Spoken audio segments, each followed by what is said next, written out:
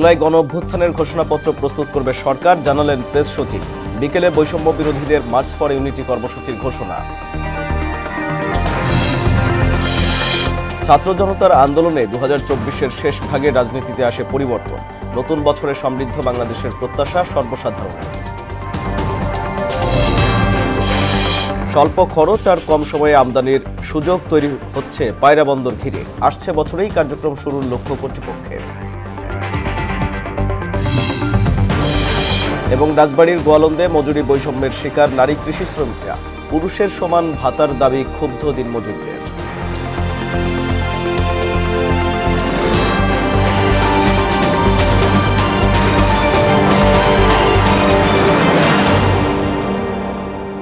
আসসালামু আলাইকুম, সবাইকে মোহনা সংবাদে স্বাগত। শুনছিলেন শিরোনাম, সঙ্গে আছি আমি আরিফুল ইসলাম। এবার পুরো খবর। অন্তর্বর্তীকালীন সরকারের পক্ষ থেকে জাতীয় ঐকমত্যের ভিত্তিতে জুলাই গণ অভ্যুত্থানের একটি ঘোষণাপত্র তৈরির উদ্যোগ নেওয়া হয়েছে। কিছুদিনের মধ্যে এই ঘোষণাপত্র প্রকাশ করা হবে। সোমবার রাতে প্রধান উপদেষ্টার কার্যালয় যমুনার সামনে এক জরুরি সংবাদ ব্রিফিংয়ে এ তথ্য জানান প্রধান উপদেষ্টার প্রেস সচিব শফিকুল আলম। অন্তর্বর্তীকালীন সরকারের পক্ষ থেকে জাতীয় ঐকমত্যের ভিত্তিতে জুলাই গণ অভ্যুত্থানের একটি ঘোষণাপত্র তৈরির উদ্যোগ গ্রহণ করা হয়েছে। জুলাই গণ অভ্যুত্থানের মধ্য দিয়ে গড়ে ওঠা জনগণের ঐক্য, ফ্যাসিবাদ বিরোধী চেতনা ও রাষ্ট্র সংস্কারের আকাঙ্ক্ষাকে সুসংহত রাখার জন্য এই ঘোষণাপত্রটি গৃহীত হবে। গণ অভ্যুত্থানে নেতৃত্ব দেওয়া বৈষম্য বিরোধী ছাত্র আন্দোলন সহ অংশগ্রহণকারী সকল শিক্ষার্থী, রাজনৈতিক দল ও পক্ষের মতামতের ভিত্তিতে ঘোষণাপত্রটি প্রস্তুত করা হবে। এতে জুলাই গণ অভ্যুত্থানের পরিপ্রেক্ষিত, ঐক্যের ভিত্তি ও জনগণের অভিপ্রায় ব্যক্ত হবে। আমরা আশা করছি সকলের মাধ্যমে কিছুদিনের মধ্যে সর্বসম্মতিক্রমে এ ঘোষণাপত্র প্রস্তুত করা হবে এবং জাতির সামনে উপস্থাপন করা হবে। পূর্ব ঘোষণা অনুযায়ী বিকেলে 3টায় কেন্দ্রীয় শহীদ মিনারে জড়ো হয়ে মার্চ ফর ইউনিটি কর্মসূচির সিদ্ধান্ত নিয়েছে বৈষম্য বিরোধী ছাত্র আন্দোলন। এই গণজমায়েত থেকে জুলাই বিপ্লবের ঘোষণাপত্র দেওয়া হবে না। তবে জুলাই বিপ্লবের ঘোষণাপত্র তৈরির যে উদ্যোগ বর্তমান অন্তর্বর্তী সরকার নিয়েছে, সেটির পক্ষে অবস্থান নিয়ে ঘোষণাপত্রটি কেমন হবে তা জানাবে সংগঠনটি। সোমবার দিনগত রাত 1টায় বৈষম্য বিরোধী ছাত্র আন্দোলনের কেন্দ্রীয় কার্যালয়ে আয়োজিত জরুরি সংবাদ সম্মেলনে এসব তথ্য জানান সংগঠনটির কেন্দ্রীয় সমন্বয়ক আব্দুল হান্নান মাসুদ। 2024 সালের শেষ ভাগে ছাত্র জনতার আন্দোলনে বাংলাদেশের রাজনীতিতে বিশাল পরিবর্তন আসে। মানুষ আশা করছে 2025 সালে সুখী সমৃদ্ধ নতুন এক বাংলাদেশ দেখতে পাবে। দীর্ঘ 1.5 যুগ এক স্বৈর শাসক বাংলাদেশের সমস্ত আনন্দ উচ্ছ্বাস তার ঝুলিতে নিয়ে যায়। 2024 সালের 5 আগস্ট ছাত্র জনতা আন্দোলনের মাধ্যমে তা মুক্ত করে। সাধারণ মানুষের আশা এবং আকাঙ্ক্ষা 2025 সাল হবে নতুন এক বাংলাদেশ। মোহাম্মদ সুজনের ক্যামেরায় নাসির উদ্দিনের রিপোর্ট। 2024 সাল বাংলাদেশের জন্য ঝঞ্ঝা বিক্ষুব্ধ এক বছর।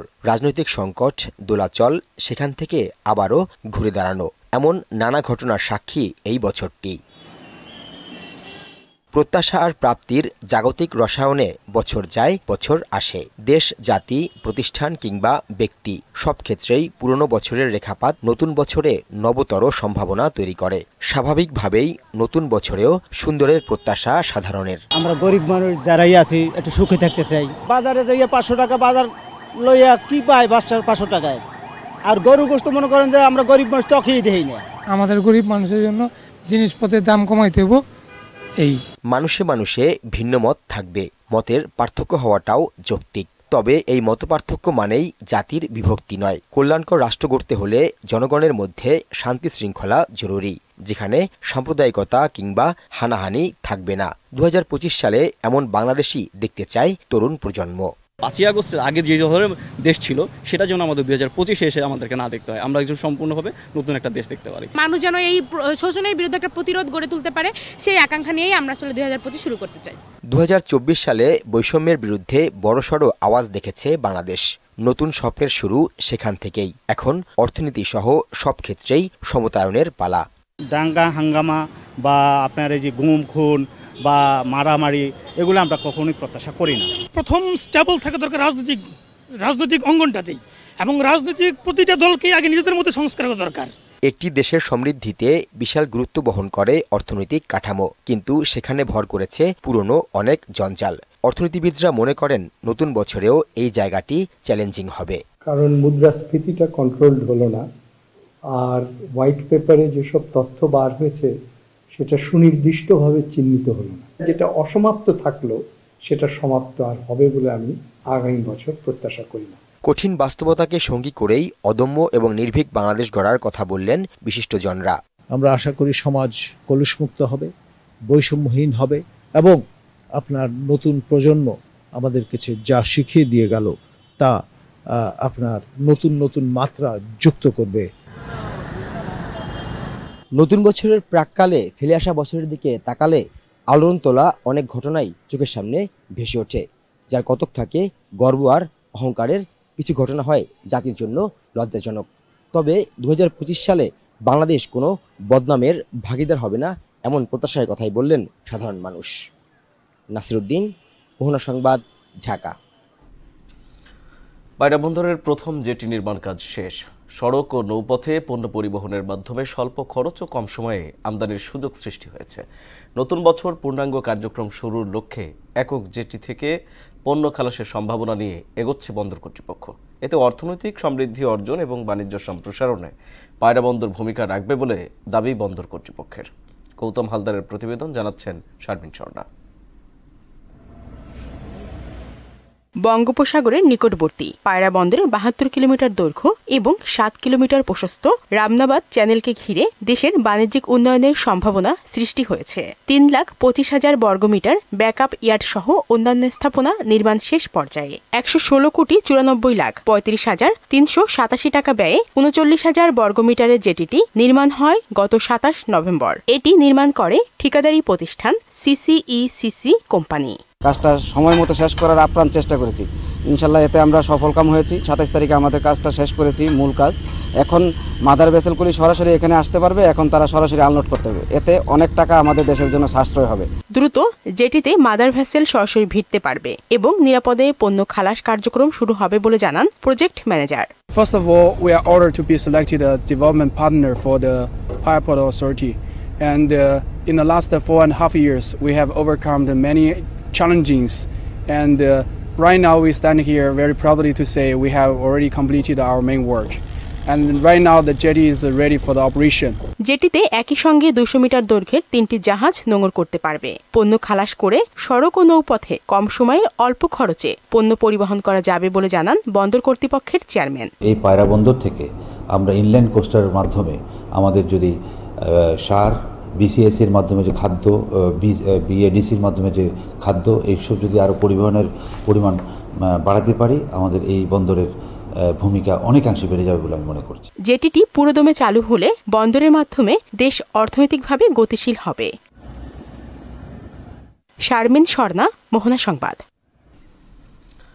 নারী পুরুষের সমান অধিকারের কথা বলা হলেও কৃষি নির্ভর জেলা রাজবাড়ীর গোয়ালন্দে মজুরি বৈষম্যের শিকার নারী কৃষি শ্রমিকরা। মাথার ঘাম পায়ে ফেলে সমানতালে কাজ করেও পুরুষের তুলনায় প্রায় অর্ধেক মজুরি পান তারা। এতে ক্ষোভ প্রকাশের পাশাপাশি সমান মজুরির দাবি তাদের।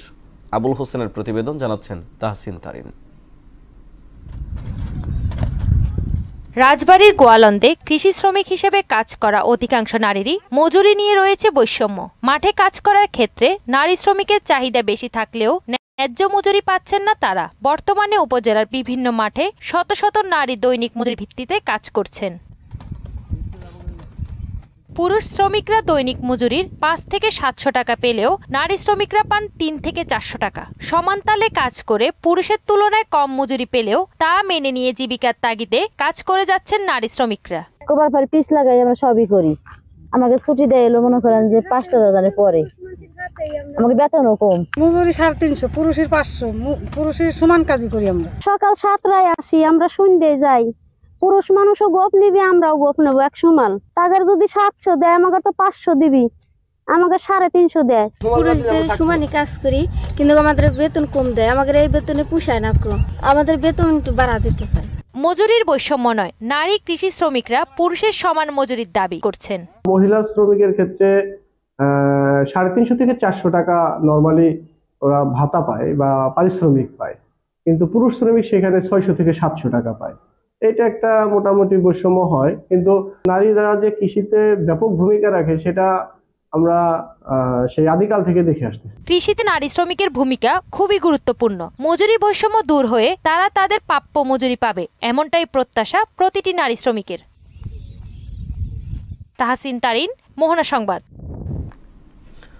পাহাড়, অরণ্য, ঝর্ণা আর মেঘের লুকোচুরির অপরূপ রূপে সজ্জিত পার্বত্য জেলা বান্দরবান। সারা বছর পর্যটক সমাগম থাকলে বছরের শেষ ও সরকারি ছুটির দিনগুলোতে ভিড় বাড়ে বান্দরবানে কয়েক গুণ। বান্দরবানের অন্যতম সুন্দর পর্যটন কেন্দ্রগুলো হলো মেঘলা, নীলাচল, নীলগিরি, শৈলপ্রপাত, প্রান্তিক লেক, চিম্বুক সহ জেলার বিভিন্ন পর্যটন স্পট। এখানে এখন সকাল থেকে সন্ধ্যা পর্যন্ত পর্যটককে মুখর হচ্ছে জেলার বিভিন্ন কেন্দ্রগুলো। দর্শক, বান্দরবান থেকে পর্যটন স্পট ও বছরের শেষ দিনে মানুষের ভিড় নিয়ে জানাতে সরাসরি যুক্ত হচ্ছেন সহকর্মী রাহুল বড়ুয়া। ছোটন, পর্যটকদের ভিড় কেমন দেখছেন পর্যটন এরিয়াগুলোতে?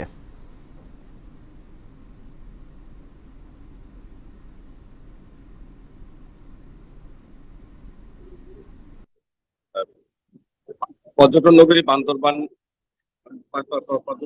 বান্দরবান এই পার্বত্য জেলায় আগের তুলনায় এই এখন পুরাতন বছরকে বিদায় ও নতুন বছরকে স্বাগত জানিয়ে বান্দরবানের পর্যটন স্পটগুলো পর্যটক মুখরিত হয়েছে। আমি বান্দরবানের নীলাচল, মেঘলা, শৈলপ্রপাত, প্রান্তিক লেক, চিম্বুক ও নীলগিরি ঘুরে দেখেছি। প্রচুর পরিমাণে পর্যটকের আগমন করেছে।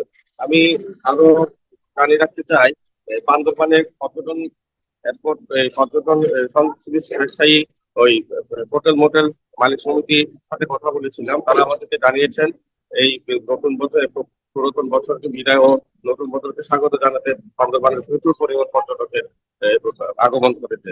তাদের হোটেল মোটেল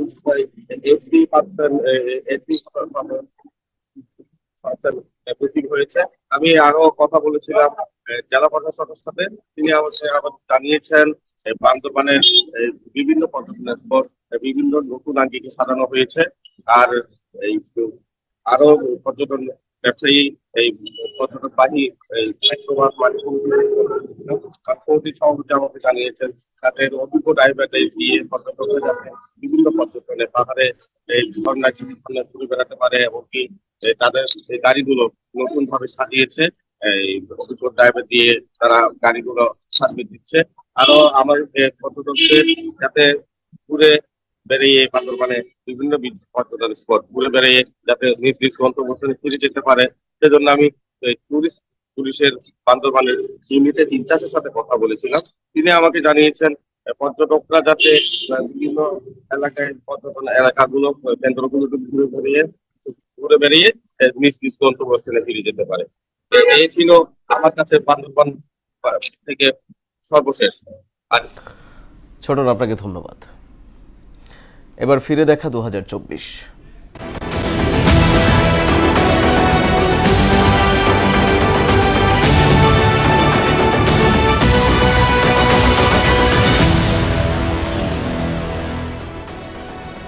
বিদায়ী বছরে ফুটবলে লাল সবুজের জার্সিতে পুরুষদের চেয়ে নারীরাই যেন ছিল বেশি এগিয়ে। বছর শেষে ফিফা র্যাঙ্কিংয়ে তার ছাপটা যেন আরও বেশি স্পষ্ট হয়ে ওঠে। 2024 সালে পুরুষ র্যাঙ্কিংয়ে তেমন অগ্রগতি না দেখা গেলেও নারীরা এগিয়ে গিয়েছে 7 ধাপ। তবে এসব ছাপিয়ে আলোচনার তুঙ্গে ছিল ফুটবল ফেডারেশনে সালাউদ্দিনের একক আধিপত্যের অবসান। বিদায়ী বছরে দেশের ফুটবল অঙ্গনের আলোচিত ঘটনা তুলে ধরছেন মুদাসসির আলী। 2024 সালে দেশের হয়ে জুনিয়র থেকে সিনিয়র পর্যায়ে সাফল্যের ছাপ রাখতে পেরেছে বাংলার মেয়েরা। সেই তুলনায় পুরুষরা যেন ছিল ঝিমিয়ে। বছরের শুরুতে ফিফায় নারী র্যাঙ্কিংয়ে বাংলাদেশের অবস্থান ছিল 140, ডিসেম্বরে এসে 8 ধাপ এগিয়ে অবস্থান দাঁড়ায় 132 নম্বরে। অন্যদিকে পুরুষ র্যাঙ্কিংয়ে 2024 সালের ফেব্রুয়ারিতে লাল সবুজ জার্সিধারীদের অবস্থান ছিল 183, আর বছর শেষে এসে দাঁড়ায় 185 নম্বরে। ফেব্রুয়ারিতে দেশের মাটিতে হয় সাফ অনূর্ধ্ব 19 নারী চ্যাম্পিয়নশিপ। সেখানে সবচেয়ে বেশি 4 বার শিরোপা জয়ের রেকর্ড গড়ে বাংলাদেশ। এরপর মার্চে নেপালের মাটিতে সাফের আরেকটি বয়স ভিত্তিক টুর্নামেন্ট অনূর্ধ্ব 16তে বিজয়ী হয় লাল সবুজের কিশোরীরা। অক্টোবরে এসে সেই নেপালেই সাফ নারী চ্যাম্পিয়নশিপে টানা দ্বিতীয়বার ট্রফি ঘরে তোলার রেকর্ড করে সাবিনারা। জয়ের আনন্দে ঢাকায় ছাদখোলা বাসে হয় অভ্যর্থনা এবং পরে দেয়া হয় তাদের অর্থ পুরস্কার। অন্যদিকে বিশ্বকাপ বাছাই পর্বতে বছর জুড়ে জয়ের খরা কাটাতে ব্যর্থ হয় পুরুষ দল। ফিলিস্তিন, অস্ট্রেলিয়া ও লেবানন সবার কাছেই পরাস্ত হতে হয়েছে জামাল ভুঁইয়াদের। তবে প্রীতি ম্যাচে কিছুটা সফল ছিল তারা। ভুটান ও মালদ্বীপের বিপক্ষে 2টি করে প্রীতি ম্যাচে জয় পায় 1টি করে। যদিও সাফ ফুটবলে অনূর্ধ্ব 20 চ্যাম্পিয়নশিপে প্রথমবার বিজয়ী হয় বাংলাদেশ। আরেক বয়সভিত্তিক সাফ ফুটবলের রানার আপ হয় অনূর্ধ্ব 17 দল। তবে সাফের বাইরে এশিয়ান কাপ বাছাইয়ে ব্যর্থ হয় বাংলার যুবারা। বিদায়ী বছরে ক্লাব ফুটবলে চালকের আসনে ছিল বসুন্ধরা কিংস। 2023-24 মৌসুমে বিপিএল, স্বাধীনতা কাপ এবং ফেডারেশন কাপ মিলিয়ে ট্রেবল শিরোপা জয় হয় তাদের। যদিও দেশের বাইরে এএফসি চ্যাম্পিয়ন্স লিগ ও এএফসি কাপে ব্যর্থ ছিল বসুন্ধরা। 23-24 মৌসুম শেষে দলের সদস্য ও কোচেও আসে পরিবর্তন। স্প্যানিশ কোচ অস্কার ব্রুজনের অধ্যায় শেষ হয়ে শুরু হয় রোমানিয়ার ভ্যালেরিও তিতার যুগ। পাশাপাশি পরিবর্তনের হাওয়া লাগে দেশের অন্য ক্লাবগুলোর। এরপর 2024-25 মৌসুমের শুরুতেই চ্যালেঞ্জ কাপ টুর্নামেন্টের প্রথম চ্যাম্পিয়ন হওয়ার তকমা পায় বসুন্ধরা কিংস। ফুটবলে বছরের সবচেয়ে আলোচিত ঘটনা ছিল বাংলাদেশ ফুটবল ফেডারেশনের নতুন যুগের সূচনা। শেখ হাসিনার সঙ্গে ঘনিষ্ঠতার কারণে 16 বছর ধরে টানা 4 মেয়াদে বাফুফে নির্বাচনে বিনা প্রতিদ্বন্দ্বিতায় সভাপতি নির্বাচিত হয়ে আসছিলেন কাজী সালাউদ্দিন। 5 আগস্ট শেখ হাসিনার পতনের পর বাফুফে নির্বাচনের পদ থেকে সরে দাঁড়ান তিনি, আর নির্বাচনে 123 ভোট পেয়ে সভাপতি পদে নির্বাচিত হন তাবিথ আওয়াল। এর মাধ্যমে দেশের ফুটবল ফেডারেশনে আনুষ্ঠানিক সমাপ্তি ঘটে সালাউদ্দিনের একচেটিয়া প্রতাপের। মুদাসসির আলী, স্পোর্টস ডেস্ক, মোহনা সংবাদ। দক্ষিণ কোরিয়ার প্রেসিডেন্ট ইউন সুক ইওলের বিরুদ্ধে গ্রেপ্তারি পরোয়ানা জারি করা হয়েছে। দক্ষিণ কোরিয়ার একটি আদালত মঙ্গলবার অভিশংসিত প্রেসিডেন্টের বিরুদ্ধে গ্রেপ্তারি পরোয়ানা অনুমোদন করেছে বলে জানায় দেশটির তদন্তকারী কর্তৃপক্ষ। এক প্রতিবেদনে এই তথ্য জানিয়েছে বার্তা সংস্থা রয়টার্স। গ্রেপ্তারি পরোয়ানা 6 জানুয়ারি পর্যন্ত কার্যকর থাকবে এবং এটি প্রয়োগ করা হলে ইউনকে ডিটেনশন সেন্টারে আটক রাখা হবে বলে আশা করা হচ্ছে। চলতি মাসের শুরুতে আকস্মিকভাবে সামরিক আইন জারির ঘোষণা দিয়েছিলেন প্রেসিডেন্ট, আর এই কারণেই কয়েকদিনের মধ্যে তাকে প্রেসিডেন্টের পদ থেকে অভিশংসিত ও পরে বরখাস্ত করা হয়। খেলার খবর। বাংলাদেশ প্রিমিয়ার লিগ বিপিএলে আজ দিনের প্রথম ম্যাচে খুলনা টাইগার্সের বিপক্ষে মাঠে নামবে চিটাগং কিংস। আর বিকেল 5টায় আরেক ম্যাচে মুখোমুখি হবে সিলেট স্ট্রাইকার্স ও রংপুর রাইডার্স। কাগজে কলমে খুলনা ও চিটাগং সমানে সমান। নিজেদের প্রথম ম্যাচে মাঠে নামার আগে চিটাগং সার্ভিস পাচ্ছেন না সাকিব আল হাসান ও মঈন আলীর। অন্যদিকে মেহেদী হাসান মিরাজের নেতৃত্বে খুলনা নিজেদের প্রথম ম্যাচে জিততে মরিয়া। অন্য ম্যাচে সিলেট প্রথমবারের মতো মাঠে নামলেও রংপুরের দ্বিতীয় ম্যাচ। ঢাকাকে হারিয়ে ফুরফুরে মেজাজে রংপুর। সিলেটের বিপক্ষে জয়ের ধারাতেই থাকতে চায় তারা। আসনের শুভ সূচনায় জয় চায় সিলেটও। দর্শকের পর্যায়ে সবাইকে আমন্ত্রণ জানাচ্ছি সংবাদপত্রের পর্যালোচনা ভিত্তিক পত্রিকার চোখে দেশ অনুষ্ঠানে।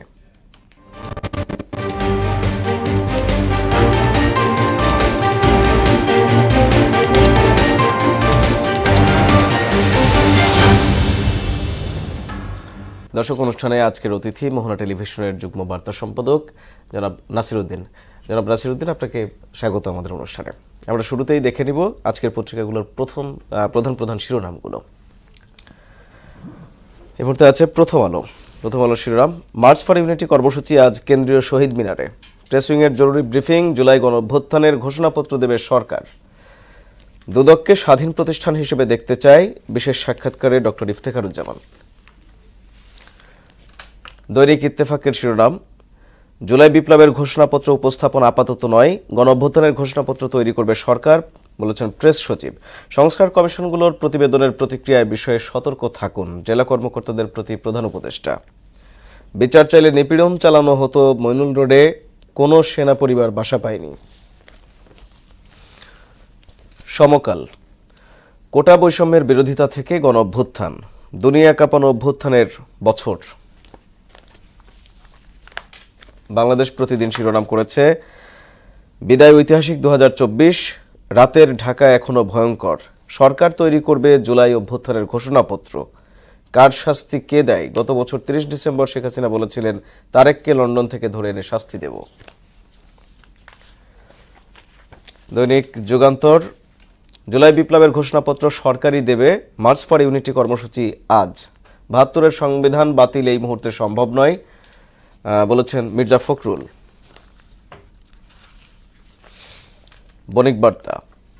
বণিক বার্তার শিরোনাম করেছে, শ্রীলঙ্কা নয় তিউনিশিয়ার পথেই হাঁটছে কি বাংলাদেশ, জনমানুষকে ক্ষমতাসীনের প্রভাবমুক্ত রাখতে নন ফিকশনের বিকল্প নেই।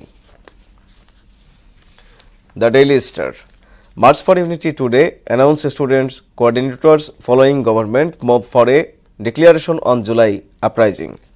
Nation sees tectonic shifts in politics. জনাব নাসিরউদ্দিন, আমরা শিরোনামগুলো দেখছিলাম এবং শুরুতেই যদি যাই, এই যে জুলাই বিপ্লবের আমরা প্রথম যে ইয়াটা যাই, মার্চ ফর ইউনিটি কর্মসূচি ঘোষণা করেছে আজকে বৈষম্য বিরোধী ছাত্র আন্দোলনের ছাত্ররা। এই বিষয়ে একটু জানতে চাইব আপনার কাছে। দেখুন, আমরা গতকালকে রাত 9টা পর্যন্ত এক ধরনের প্রেক্ষাপট পুরো দেশ জুড়ে 31 ডিসেম্বর যে আলোচনাটা কিন্তু গতকাল থেকেই আজকে থেকেই ছিল 31 ডিসেম্বর, তবে আলোচনাটা আরও প্রায় 4-5 দিন থেকেই বা তারও একটু আগে থেকেই একটা বড় আলোচনা যে 31 ডিসেম্বর কী হতে যাচ্ছে সেটা দেশ জুড়েই আলোচনা শুরু হয়েছিল। বিশেষ করে বৈষম্য বিরোধী ছাত্র আন্দোলনের সমন্বয়ক বা সরকারের এখন যেটা পার্ট আছে উপদেষ্টা, তাদের মাধ্যমেও তাদের ফেসবুক পোস্ট থেকে শুরু করে বিভিন্ন যোগাযোগ মাধ্যমে বিভিন্নভাবে আমরা দেখছিলাম যে 31 ডিসেম্বর একটা বড়সড় ঘটনার দিকে যাচ্ছে দেশ, এরকম একটা আলোচনা শুরু হয়েছিল বিশেষ করে তাদের ফেসবুক পোস্টকে কেন্দ্র করেই।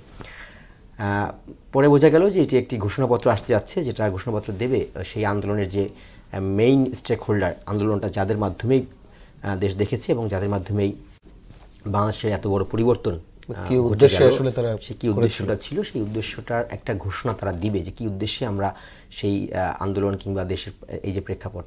মূলত তাদের ফেসবুক পোস্ট থেকে একটা বিষয় পরিষ্কার হয়ে যাচ্ছিল, সেটা হচ্ছে যে ৭২-এর সংবিধান যেটি এখনও দেশ চলছে যে সংবিধানের আওতায়, সেই সংবিধানটাকে বোধহয় কবর দেওয়া হচ্ছে, এ ধরনের লেখা পোস্ট আমরা দেখেছিলাম। তার মানে ধরে নিচ্ছিলাম যে এই ধরনের কিছু ঘোষণা আসতে যাচ্ছে, যে ঘোষণার মাধ্যমে সংবিধানের এক ধরনের পরিবর্তন পরিমার্জন কিংবা সেই ধরনের প্রেক্ষাপট আসতে পারে, যেটাকে বলা হচ্ছিল যে ৭২ সংবিধানকে কবর দেওয়া হবে, এই ধরনের পোস্ট আমরা দেখেছিলাম।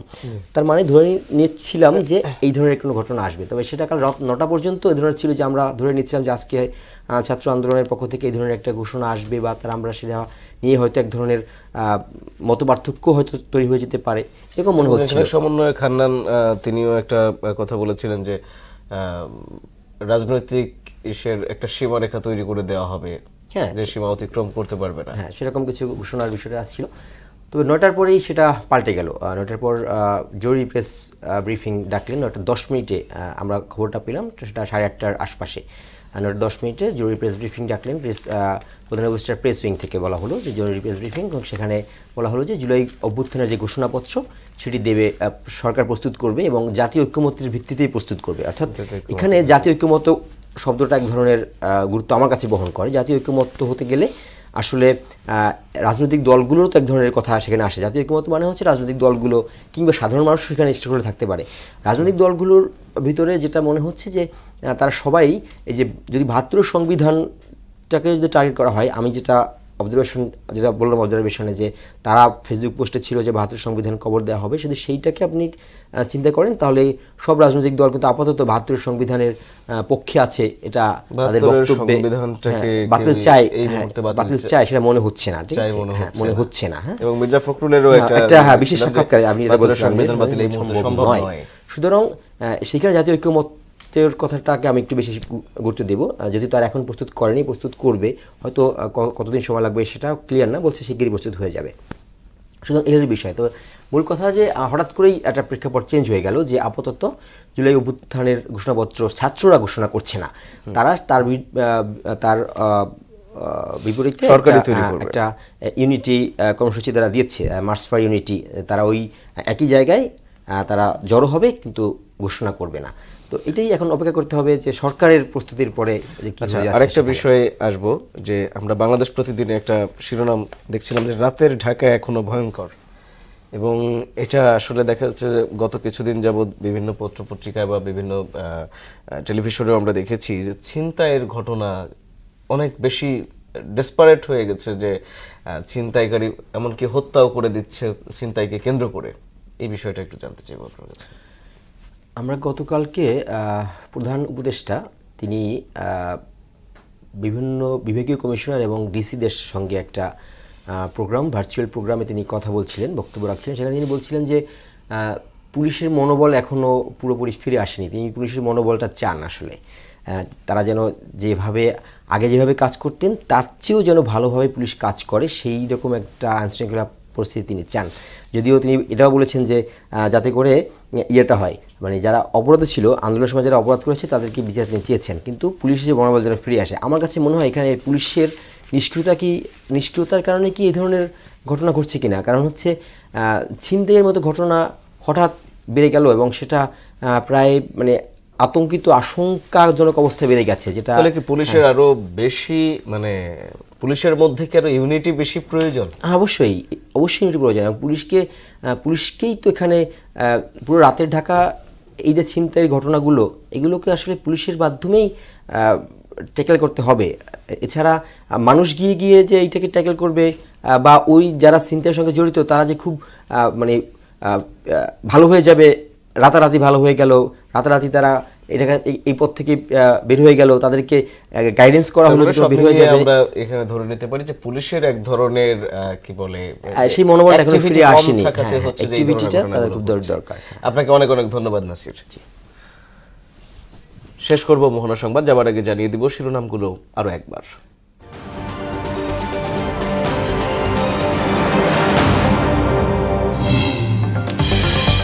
জুলাই গণ অভ্যুত্থানের ঘোষণাপত্র প্রস্তুত করবে সরকার, জানালেন প্রেস সচিব। বিকেলে বৈষম্য বিরোধীদের মার্চ ফর ইউনিটি কর্মসূচির ঘোষণা। ছাত্র জনতার আন্দোলনে 2024-এর শেষ ভাগে রাজনীতিতে আসে পরিবর্তন। নতুন বছরে সমৃদ্ধ বাংলাদেশের প্রত্যাশা সর্বসাধারণের। স্বল্প খরচ আর কম সময়ে আমদানির সুযোগ তৈরি হচ্ছে পায়রা বন্দর ঘিরে। আসছে বছরেই কার্যক্রম শুরুর লক্ষ্য কর্তৃপক্ষের। রাজবাড়ীর গোয়ালন্দে মজুরি বৈষম্যের শিকার নারী কৃষি শ্রমিকরা। পুরুষের সমান ভাতার দাবি ক্ষুব্ধ দিন মজুরদের।